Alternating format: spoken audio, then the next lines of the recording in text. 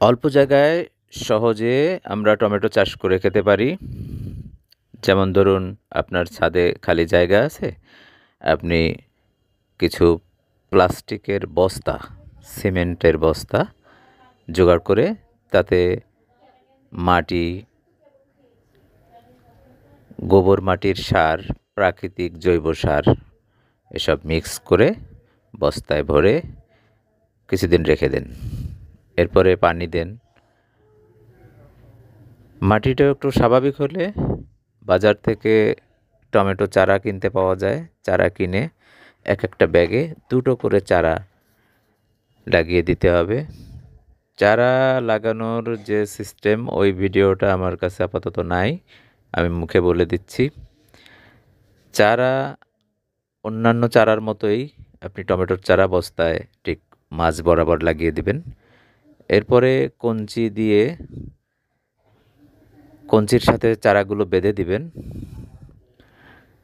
পাতা সহ উপরের দিকে চিকন সুতলি দিয়ে আলগা করে বেঁধে দিবেন এবং ছায়া দিয়ে রাখতে হবে 2-3 দিন, যাতে করে সূর্যের আলো বেশি তাপ দিতে না পারে। গোড়ায় পানি দিতে হবে।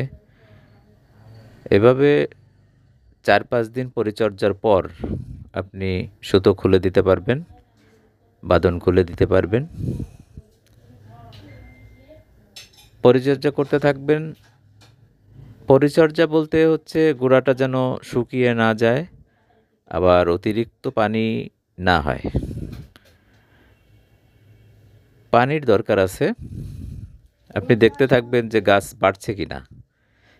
একটু বড় হয়ে গেলে গাছগুলো আরেকটু বড় কঞ্চির সাথে সুন্দর করে বেঁধে দিবেন, যাতে করে গাছগুলো ছড়িয়ে না যায়, নুয়ে না পড়ে। যত উপরের দিকে উঠতে থাকবে আপনি ততই কঞ্চির সাথে বেঁধে দিতে থাকবেন। কিছুদিনের মধ্যে গাছে ফুল এসে যাবে। ফুল এসে যাওয়ার পরে আপনাকে আরও খেয়াল করে দেখতে হবে যে গাছের পাতা কুঁকড়ে যাচ্ছে কিনা।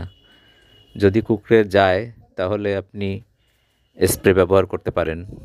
আর কুঁকড়ে না গেলে তো স্বাভাবিকভাবেই আপনার গাছ বেড়ে উঠবে, ফুল আসবে। ফল আসার আগে গাছগুলো আবারও শক্ত করে কঞ্চির সাথে বেঁধে দিতে হবে। এই দেখুন কি চমৎকার ফল এসে গেছে আমাদের গাছে। এই ফলগুলো একসময় খাওয়ার উপযোগী হয়ে যাবে।